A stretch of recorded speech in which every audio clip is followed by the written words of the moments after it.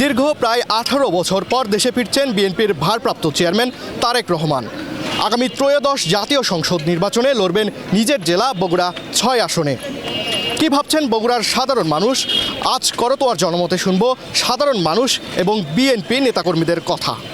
সারা বাংলাদেশের একজন নেতা, কিন্তু বগুড়ার মানুষের কাছে তারেক রহমান বগুড়ার মানুষের সন্তান।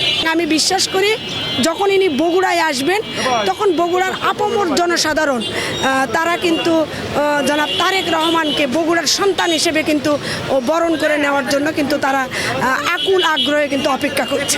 সবচেয়ে বড় কথা, উনি আমাদের বগুড়াবাসীর সন্তানের মতো, যার কারণে অন্যান্য যে কোনো জেলার চেয়ে বগুড়াবাসীর এর প্রতিক্রিয়াটা একটু ভিন্ন, বেশি আবেগপ্রবণ।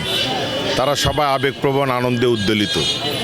ওনার আসার খবর শুনে প্রতিটি মানুষ খুশি হয়েছে, বগুড়ার মানুষ, এবং সবাই দোয়া করছে। বগুড়ার মানুষের একটাই প্রত্যাশা, কাছে থেকে দেখা, তাকে কাছে থেকে দেখতে চায়। বগুড়ার ছেলে বগুড়াতে আসতেছে, এটা সবচেয়ে ভালো বড় বিষয়। আমাদের কাছে খুশি, খুবই আনন্দিত আমরা যে আমাদের তারেক ভাই বগুড়ায় ঢুকবে এবং বাংলাদেশে ঢুকবে দেখে খুবই ভালো।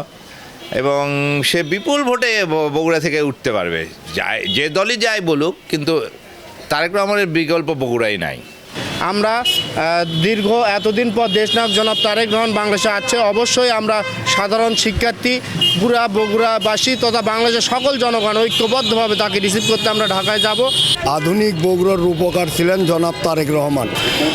আগামী দিনে বগুড়া যখন তারেক রহমান আসবে, এখানে মেলা এবং জোয়ার বয়ে যাবে, বন্যার মতো মানুষ ছুটে আসবে তার সাথে দেখা করার জন্য। তারেক রহমান যেদিন বগুড়ার মাটিতে পা দেবে, বগুড়ার ভূমির পরিমাণ 2900 বর্গ কিলোমিটার।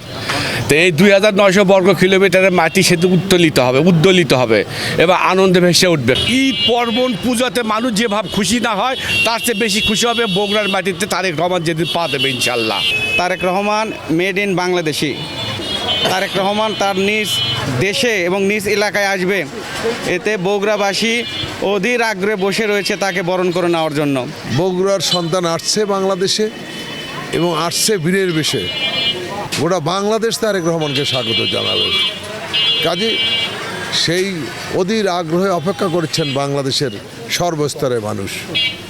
আমাদের বগুড়ারও মানুষ, সাধারণ জনগণ সেদিন সেই সাক্ষী হওয়ার জন্য সবাই ঢাকায় যাবেন। বাংলাদেশে যেদিন তারেক রহমান আসবেন সেদিন কিন্তু ঢাকা শহরে তিল ধারণের ঠাঁই থাকবে না। লক্ষ লক্ষ মানুষ সেদিন তারেক রহমানকে স্বাগত জানানোর জন্য ওখানে উপস্থিত হবেন। এবং ইতিমধ্যেই আমরা খোঁজখবর নিয়েছি, বগুড়ার আপামর জনগণ এবং বগুড়ার বিএনপি ভক্ত এবং তারেক রহমান বা জিয়া পরিবার ভক্ত মানুষগুলো কিন্তু তারা প্রস্তুতি নিচ্ছে ঢাকা শহরে সেই বিমানবন্দরে তারেক রহমানকে বরণ করে নিতে।